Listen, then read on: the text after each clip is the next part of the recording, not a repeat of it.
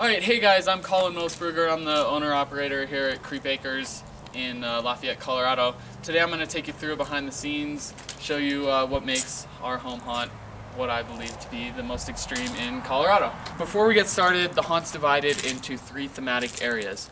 Now I'll get to the second 2 when I get to them, but for the first one, it is called Uncle Bubba's Barbecue. Now, the basic backstory is there's a hillbilly butcher, you guys know the story. It's been used before, but the twist on it is it's the typical cannibal butcher, but we have barbecue instead of just a deli or something. So it's a little bit more hick, a little bit more backwoods. So without further ado, I'm going to take you into our facade. Right here, this is just Actor Corridor, gets people back to the back of the haunt when they need it. But this door is the entrance that patrons will take. This is the first scene we're entering. It is the barn. It is Uncle Bubba's barn. He has all his storage containers and stuff.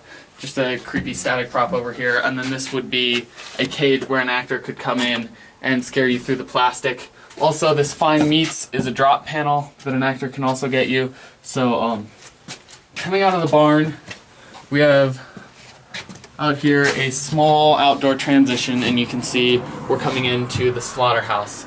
So this is a prop we made this year, just great stuff, chicken wire framework and a shirt, and then just red spray paint, bloody it up.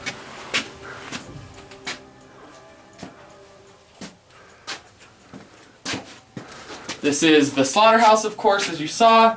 This is sort of, a deli counter type setup where we have bloody, gory pants. This scene, as well as the second scene in this area, are densely fogged when we're running, so it's really thick, and the strobe in here really works well. We're coming back into now our take on the classic body bag room. We have, a hand and a foot. And then also coming in here, we didn't want to buy body bags, so these are just burlap sacks that we have made to look like they're filled with body parts, because, it's more redneck than the typical thing. And then back through here we have, 2 body bags that we've just made.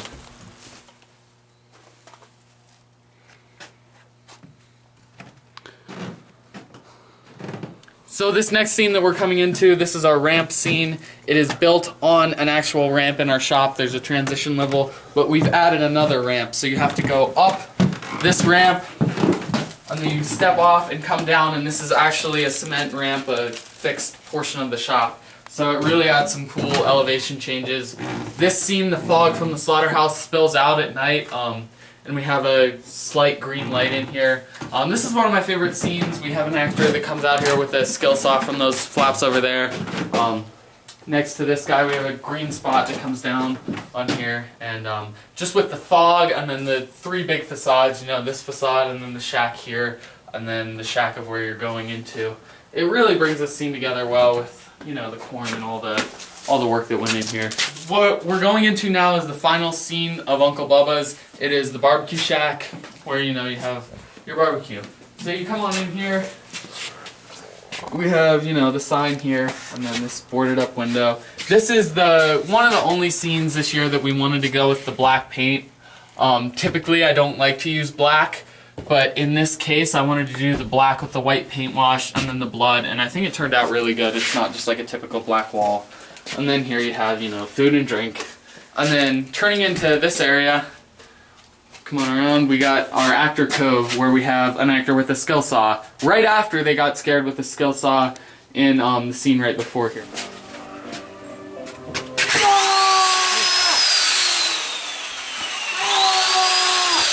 We're coming up now on the second portion of the haunt. It's called Body Repairmen. It is set in Charlie's Auto Repair in Hillbilly, West Virginia, the stereotypical setting of, rednecks. So basically the plot outline is it's set in a repair shop, but that's just the setting, that's where these people happen to be, and it really helps bring it all together. But it's basically, the plot is there's deformed hillbillies, so they want to capture you and steal your good parts to make themselves look better. So they'll be going for people's faces and have their auto wrenches and stuff like that.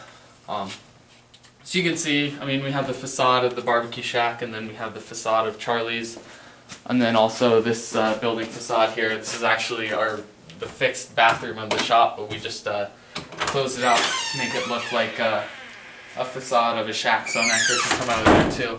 And then just tires and trash can and set detailing and stuff. How's it going in here? Y'all ready for an auto repair? Come on into Charlie's, we gonna serve you up real nice. So coming into the first scene of Charlie's, this is, you know, the storage room in here, and you may need some light because it's pretty dark. But we have just these shelves here off to your left coming in.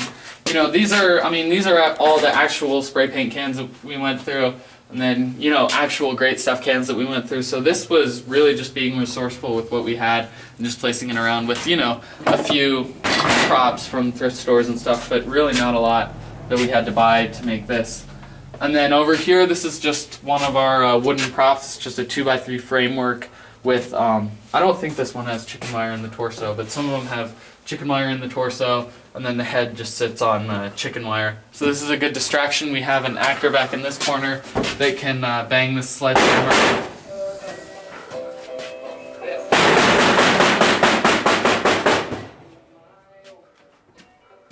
So now we come back into this hallway. This is leading into the second room of the repair shop.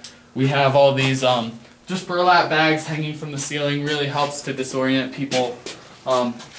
This is a cabinet that I built for this year. This is really just a plywood frame with a few more pieces of just deck slats that we actually just screwed in to look like drawers, and then just a few like thrift store antiques, auction finds, and stuff like that. Just to fill this in, got a set of shelves, and just helps bring it all together. In this scene, we're actually not blasting, but we're playing pretty loud Hank Williams Sr. music. So this gives it a really creepy vibe.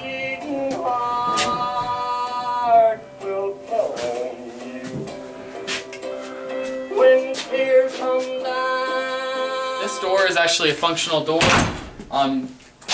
You do actually have to turn the doorknob to open it. So sometimes actors will close this just to mess with people, and they will have to actually open it. This is just a transition pipe hallway, just a few great stuff pipes. Not much to see, just and then an access door back to work the CD player. But that's it. And then this room, just, I don't know, a back room of the repair shop. This is all just fake wood paneling that we pulled out of a rental house, and so I took it and used it in the haunt, just detailed it up. And then just a walk around prop in the center as a good, just something to look at.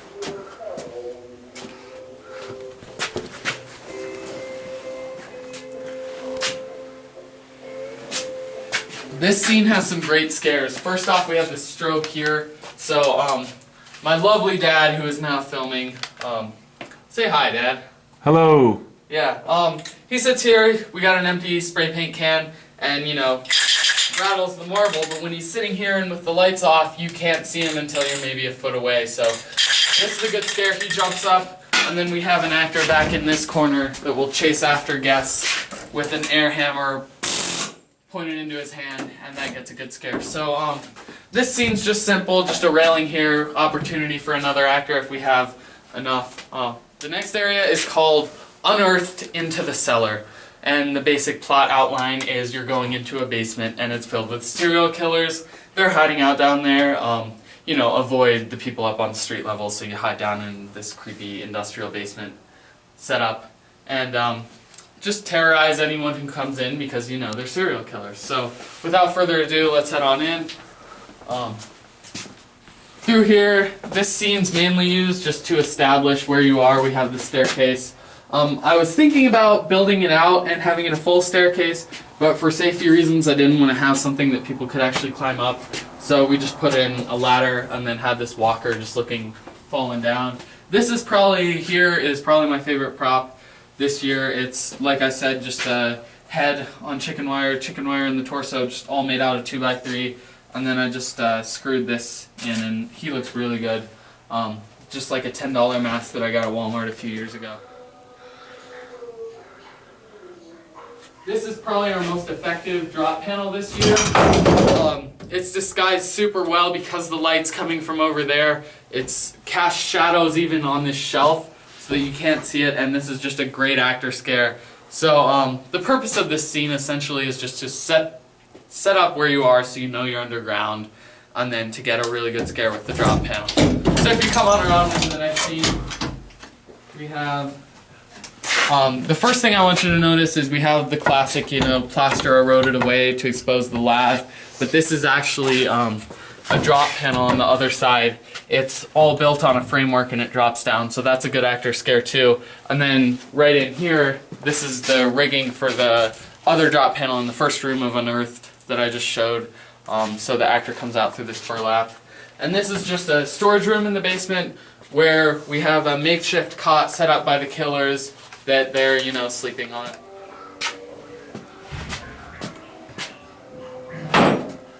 Welcome to the basement. We have an emergency exit actor door here. Come in here. This is the demonic doll room. I mean, this started off just as the idea of a ritual worshiping, you know, dolls. Just very creepy thing.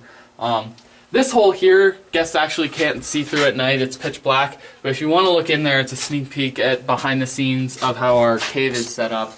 So that's that. So from there, guests will enter into our slat hallway. Right at the beginning, we have a just creepy, torn up, bloodied doll. This scene was based on I'm not sure exactly which Texas Chainsaw movie it is, but one of the more recent ones. There's a scene in the basement where there's the slat hallways and light pouring in from the other side, so I really just wanted to try and emulate that as best as possible. And it worked out pretty good. This is a really creepy, just short transition hallway. One thing I want to show is there's a mirror behind these, so when guests are walking by, out of the corner of their eye, and when it's dark, you notice that there's something walking on the other side, and it looks like an actor stalking you. So that's a good, quick effect. Just a 2x3 mirror and cut holes in there. And then just a prop here, another egress door. And then you come through here. This doorway was intentionally narrow. I built it out to be 1.5 feet wide, so what you're walking through now is very narrow. This room is the washroom of the basement. We just brought down old dead flowers, skeleton, just a few really creepy things in this set, and then just paint washed it with green. And then over here we have our sink, just rusted that up, medicine cabinet, green light shining down on it, and then you can see back here where you came from, just through that narrow doorway. This is our cave that you walk into. This was mostly monster mud this year. It was my first time working with monster mud, so I don't think it turned out the greatest.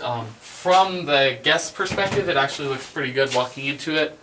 But when you get in here, if you look closely, I mean, there's some plastic on the roof, but it turned out pretty good overall. Through here, this is back into an actor cove. We have the behind the scenes for the slat drop there that I talked about, and then the actor can scare them through the cave. And then guests will enter the final scene. This is our sewer. They have to actually push this door open, and most of our doors are bungeed so they close, but this door is actually on an angle, so it will shut on them. So yeah, come on in, and then I'll explain. This scene, most of the walls, every wall but this wall, I actually plastered over with joint compound, just smeared it on the walls. This brick, I had to finger paint it in with plaster, but I think it turned out pretty good. These are just the PVC with great stuff on them, just spray painted. And then this, as our final scene, we wanted to make people feel trapped. So what we did here was these are both doors that open up, but they're bungeed shut, so they just look like a mirror of the brick on the other side. And the actor in here can hide behind the door when it opens and activate this strobe light. It does have a bit of a reaction time, especially when it's not been on, but this strobe comes on, and otherwise it's pretty dark in here. And they have a skill saw and come and terrorize guests.